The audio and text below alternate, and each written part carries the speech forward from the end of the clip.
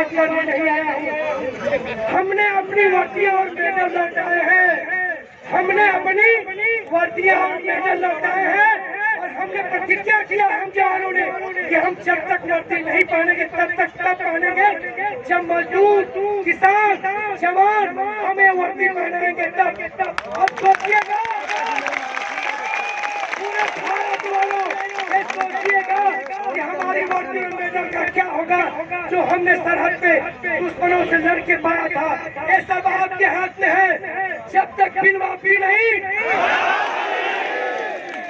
हल निकलेगा, आज नहीं तो कल निकलेगा। इस सुनामी को कोई रोक नहीं सकता है। असली ही रह जाएंगे, नकली चले जाएंगे।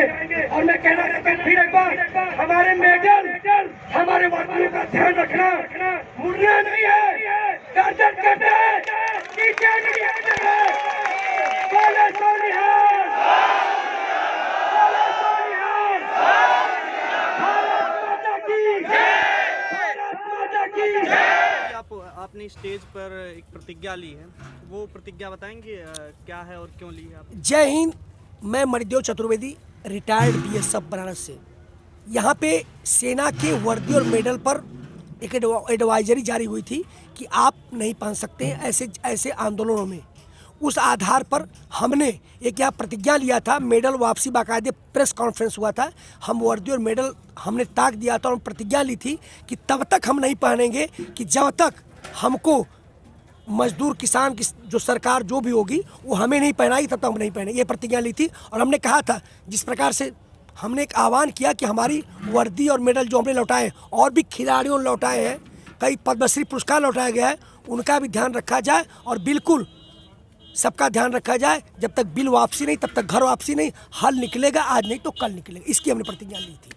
दो किसान संगठनों ने अपने आप को अलग कर लिया है, क्या लगता है कि इससे आंदोलन पर क्या असर पड़ेगा और उन्होंने क्यों किया है? सत्य परेशान हो सकता है, पराजित नहीं। कोई आए कोई जाए, लोकतंत्र है। अगर मैं अभी मर जाऊं तो क्या होगा? चीज़ें नहीं चलेंगी? चलेंगी। तो लोग आना जाना लगा रहता है। लेकिन मेरा व्यक्तिगत विचार ये है कि इस समय जो इतना दुखद माहौल था, साथ उस जो किसी माँ ने अपने बेटे को खोया है, किसी पत्नी ने अपने पति को खोया, उसकी लाश की जो आग वो ठंडी नहीं हुई है। कम से कम इतना देख लेते, उस किसान संगठन शहादत को देखते हुए कल तक तो शहादत को देखते हुए कम से कम उनको किसानों के साथ रहना चाहिए था। बाद में जो होता देखा जाता। मेरा पर्सनल रहा है। बाकी लोकतंत्र कोई आ जा सकता है, सच झूठ की हमेशा लड़ाई चलती रहती है। ये चलती रही, किसी के आने जाने से कोई फर्क नहीं पड़ता है। जो कल तक हमारे पूरे इस जो हमारा किसान आंदोलन चल रहा है, यहाँ पे गाजीपुर बॉर्डर में पुलिस लगी रहती थी पीछे आगे। आज एक भी पुलिस नहीं है। हमारी सुरक्षा का दायित्व कौन?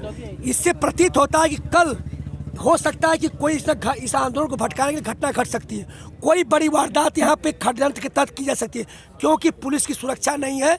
बिल्कुल इसको मद्देनजर रखा जाए। मैं खुलासा कर रहा हूँ, बिल्कुल जो यहाँ पुलिस का पूरा पहरा रहता था, 30 पुलिस खड़े रहते थे, आज कहाँ है? कहीं कुछ नहीं है। तो कहीं ना कहीं सरकार कुछ और इससे बड़ा षड्यंत्र करने का प्रयास कर रही है। आपके चैनल के माध्यम से कर रहा हूँ। इसका बाद में जरूर कुछ होगा तो खुलासा करिएगा। FIR दर्ज हुई है अभी किसान नेताओं के खिलाफ, 37 किसान नेता। तो बिल्कुल भी होगी सरकार। हम तो FIR दर्ज करेंगे। हमारी कौन सुनेगा कि भाई 9 बजे के पहले क्यों गए लोग? कैसे लाल किला तक पहुँच गए सुरक्षा सेट करके? आप सुरक्षा में कहाँ थे जब हमारी सुरक्षा नहीं? कैसे हमको इंडिया गेट पहुँचा दिया गया?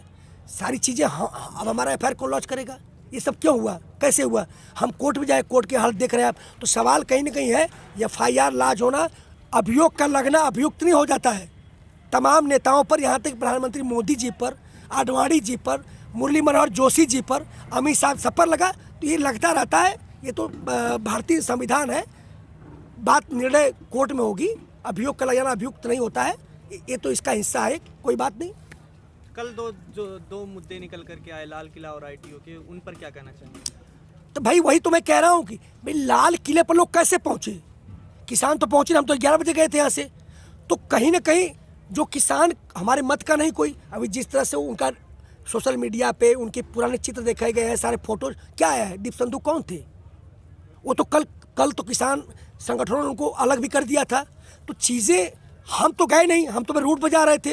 रूट क्यों खोला है, कैसे, वो सब प्रायोजित हो सकता है, जांच का विषय है, बिल्कुल जांच का, कि कैसे सेंध लगी, लाल किले में कैसे सेंध लगी, इंडिया गेट में कैसे सेंध लगी, क्या हम सुरक्षित हैं? माननीय सुप्रीम कोर्ट इस पर जांच बैठाए, उसके बाद बात करें कि भाई क्यों हुआ, कौन लोग थे। वो हमारे तो नहीं है, किसान तो नहीं है, वो किसान तो कोई ऐसा कर, देखिए वहाँ बड़े बूढ़े बच्चे महिलाएं छोटे छोटे बच्चियाँ गई थी, आपने देखा होगा, तो वो लोग दंगा कर सकते हैं, बताइए मुझे। तो फिर सवाल उनसे किया जाए। एक किसान संगठन ने कहा था कि पैदल यात्रा निकालेंगे 1 तारीख को बजट सेशन में, क्या कहेंगे उस पर? भाई देखिए, कहने को हम भी कह सकते हैं, आप कोई उन्होंने रखा था, संयुक्त मोर्चा बना था, जो बना है वो निर्णय लेगा वही होगा। और संयुक्त मोर्चा भी यहाँ कोई नेता नहीं है, वो भी सबसे टेंटों में जाते हैं, पूछते हैं, बात करते हैं, ठीक है ना। यहाँ ऐसा आंदोलन सबका होता है, ये कोई सोच ले कि मैं स्वयंभू हूँ तो वो नहीं चल सकता है। यहाँ हर व्यक्ति अपने में नेता है, लेकिन संयुक्त मोर्चा बनाया गया सबकी बात एक तरीके से सुनने कहने के लिए, तो कोई दिक्कत नहीं। वो कहा था और जो पास हुआ उसके अनुसार काम हुआ, उसमें नाराजगी कैसे? सर आप क्या कहेंगे, फूट डालने की जो एक कोशिश है, जो अभी 2 संगठनों ने अपने आप को अलग कर लिया? कोशिश है जी, ऐसा मिली भुगत है। तो फिर क्या इससे कुछ किसानों के ऊपर कोई प्रभाव पड़ेगा? प्रभाव थोड़ी देर पड़ता है ऐसे बंदों का, लेकिन नेता और आ जाते हैं। नेता की कमी नहीं है, अच्छा नेता भी आ सकता है इससे। ठीक है, आप क्या कहेंगे सर, जो अभी 2 संगठनों ने अलग किया, उसके बाद अब क्या आंदोलन पर क्या असर पड़ेगा उसका? आंदोलन में कोई भी असर नहीं पड़ेगा। मैं पहले हम बता चुके हैं कि ऐसा प्रावधान होना चाहिए जिसमें रिकॉल टू बैक होना चाहिए। यदि कोई किसान संगठन है, वो अपना संगठन बनाया है, लेकिन ये नहीं है कि सभी के मत है। जैसे उसने अपना मत दिया और उसके संगठन के बाकी लोग उसमें तैयार नहीं है, तो सारे छोड़ के उसमें मिल जाएंगे। तो इंडिविजुअल एक गया है, पूरे संगठन नहीं गया है उसमें, और इसमें कोई कमी नहीं आएगी। जैसे आंदोलन चल रहा था उससे भी बढ़िया तरीके से चलेगा। एफआईआर दर्ज करने की वजह से बताया जा रहा है, डर के ये लोग जा रहे हैं। बिल्कुल बिल्कुल, ये लोग कमजोर दिल के हैं, जो कि मतलब थोड़ा सा परेशानी आने से उतने में ही दब जा रहे हैं, जबकि ऐसा नहीं होना चाहिए, दबना नहीं चाहिए था इनको, लेकिन ये डर के वजह से दब गए। कोई भी ताकत आंदोलन को रोक नहीं सकती। जो 2 किसान संगठनों के नाम अभी आ रहे हैं, तो मेरे हिसाब से सही समय नहीं था उनके लिए। अगर उनको इस आंदोलन का हिस्सा नहीं बनना था, या उनको लग रहा था कि हम कमज़ोर हैं, तो उनको पहले ही हट जाना था। और अब सही समय नहीं था। बाकी उनकी सोच है, किसी के आने या जाने से आंदोलन कमज़ोर नहीं होता, ये उनकी गलतफहमी है। और ये इतिहास बन रहा है, तो जनता देख रही है, कहीं ऐसा ना हो कि इतिहास में उनका नाम गद्दारों में लिखा जाए। लाल किला और आईटीओ के 2 मामले सबसे ज्यादा मेन स्ट्रीम मीडिया में चल रहे हैं जी। क्या लगता है कि आखिर ये क्यों हो रहा है ऐसा? जी देखिए, पूरी तरह से दिल्ली पुलिस और सरकार का फेल्यूर है। सरकार को उचित व्यवस्थाएं करनी थी। जो हाई लेवल की मीटिंग्स अब बुलाई जा रही हैं, वो मीटिंग उससे पहले बुलाई जानी थी, और फोर्स की तैनाती की जानी थी, सीआरपीएफ या जो और भी थे, अगर ऐसा लग रहा था। लेकिन ये जो जिस तरह से हुआ है, हम यहाँ तीनों कृषि कानूनों का विरोध करने आए हैं, और एमएसपी पे गारंटी कानून बनना चाहिए। बाकी अगर कोई ऐसी हिंसक कोई भी घटना होती है, या कोई भी राजनीति होती है, या जैसा कल हुआ, हम इन चीज़ों का बिल्कुल खंडन करते हैं। इन चीज़ों से हम बिल्कुल इत्तेफाक नहीं रखते हैं। हम सिर्फ, हमारी जो मेन मांग है, तीनों कृषि कानून रद्द हों और न्यूनतम समर्थन मूल्य पर कानून बने। इसी उसको लेकर, हम एजेंडा को लेकर अपने किसान भाइयों के साथ हैं। बाकी अगर कोई उपद्रवी है या किसी के दिमाग में कुछ और चल रहा है, तो हम उसका खंडन करते हैं, विरोध करते हैं। हम उसका कहीं से कहीं तक भी हम उसके साथ नहीं हैं। बीएम सिंह जब निकल गए, तो उन्होंने टिकैट्स पे आरोप भी लगाए हैं कि उन्होंने गन्ना किसानों की मांगों को नहीं रखा। तमाम तरीके से आरोप लगाए। उन आरोपों पर क्या कहते हैं, मतलब इस तरीके से जो लगाया जा रहा है? जी देखिए, जाने वाले आरोप तो लगाते ही हैं, क्योंकि अब उनसे अगर ये पूछा जाएगा कि आप क्यों हटे, तो वो क्या जवाब देंगे? तो कुछ ना कुछ तो सेल्फ डिफेंस के लिए उनको यूज़ करना ही होगा। तो ये सेल्फ डिफेंस है उनका। अच्छा, जो जैसे कुछ जो मेन स्ट्रीम मीडिया है, वो ज़्यादातर यही दिखा रहे हैं कि उसमें ये अब सही चेहरा जो है इस हिंसा के बाद सामने आ गया किसानों का। जी देखिए, ये तो शुरू से ही दिखा रहे हैं। अब अगर ये कुछ दिखा रहे हैं, तो कुछ नया नहीं कर रहे हैं। ये तो पहले से ही दिखा रहे हैं, शुरू के दिन से ही दिखा रहे हैं। और उससे पहले भी आपने देखा होगा कि ये सही चीज़ों को कैसे डाइवर्ट करना है, कैसे इवेंट ऑर्गेनाइज करने हैं, ये इनको अच्छे से आता है और उसमें वो माहिर हैं, तो अपना काम कर रहे हैं। कोई ज़्यादा कोई कुछ नया नहीं कर रहे हैं।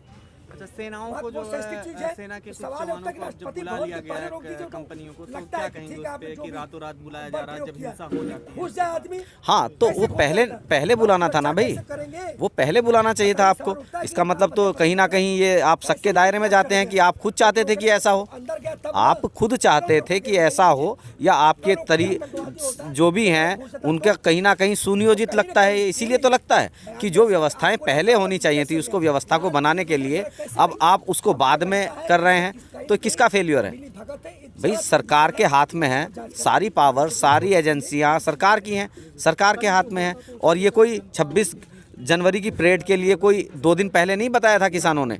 ये जिस दिन से आंदोलन शुरू हुआ था उसी दिन से ये यहाँ हो गया था कि 26 जनवरी की परेड होगी और किसान ट्रैक्टर से परेड करेंगे, उसमें शामिल होंगे। तो कोई ये भी आप नहीं बोल सकते कि हमें समय नहीं मिला। 2 महीने का समय मिला, 2 महीने का समय मिला ना, तो अगर आपको तैयारियां करनी थी या आपको लगता था कि कुछ ऐसा हो सकता है, तो अगर आप 2 महीने में भी तैयारियां नहीं करते तो किसका फेल्यूर है? सवाल किससे पूछे जाने चाहिए? मैं इस देश की जनता से पूछना चाहता हूं कि सवाल किससे पूछे जाने चाहिए। और वो भी सारा साफ हो गया जिस बंदे ने वहाँ पे किया, दीप सिंह सिद्धू ने, तो वो भी किस तरह कैसे किन से उसके संबंध हैं, किन के साथ उनके फ़ोटो वायरल हो रहे हैं, तो वो भी जांच का विषय है। और मैं एक चीज़ और कहना चाहूँगा कि जैसे अर्णब गोस्वामी जी की चैट सार्वजनिक हुई, तो इनकी चैट भी अगर सार्वजनिक हो तो अभी बहुत कुछ निकल के आएगा। तो मैं ये मांग करता हूँ कि इस बंदे पे कड़ी से कड़ी कार्रवाई हो और देश की जनता को भी ये मांग करनी चाहिए, अगर सच सामने लाना है, किसी के कहे पे भरोसा मत करो, विचारक बनो, प्रचारक नहीं। मीडिया आपको भ्रम में डालेगा, कोई भी भ्रम में डाले, लेकिन आप विचार करो और मांग करो कि उसकी चैट सार्वजनिक होनी चाहिए ताकि सच सबके सामने आए। जय हिंद, वंदे मातरम। जी बिल्कुल, सरकार लगातार इस आंदोलन को तोड़ने का प्रयास कर रही है, लेकिन आंदोलन किसी भी कीमत पर टूटेगा नहीं। जब तक बिल वापसी नहीं, घर वापसी नहीं।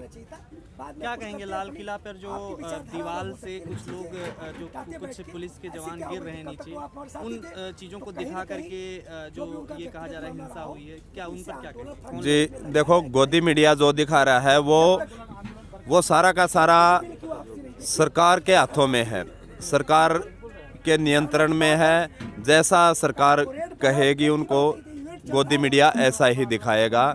जी तो आप लोगों का कोई इरादा नहीं था लाल किला पे जाने का? ये जो दिखाया जा रहा है कि लाल किला पर पहले से बोला जा रहा था लाल किला पे जाना है। जी मतलब ही नहीं, हमें प्रशासन ने जो रूट दिया था हमें उस पर ही जाना था, लेकिन कुछ अराजक तत्वों ने पहले से ही प्लानिंग बनाई। प्लानिंग बनाने के बाद में जो हमारे वो युवा जो गांवों से आए थे, जिनको दिल्ली के रूट का नहीं पता था, तो आगे कुछ ट्रैक्टर लगे और उनके पीछे पीछे वो भी उनके पीछे पीछे लग लिए और वहाँ तक पहुँच गए। बाद में हमने बात की उनसे सभी से, तो सभी कंफ्यूज थे, भूखे भी मरे उधर जाके वो, और बातें होती रही उनसे। बोला सर हम तो गलत फंस गए, फिर उनको सबको वापस बुलाया गया। खबरों में बने रहने के लिए फोरम 4 को सब्सक्राइब करें और नोटिफिकेशन पाने के लिए बेल आइकन दबाएं।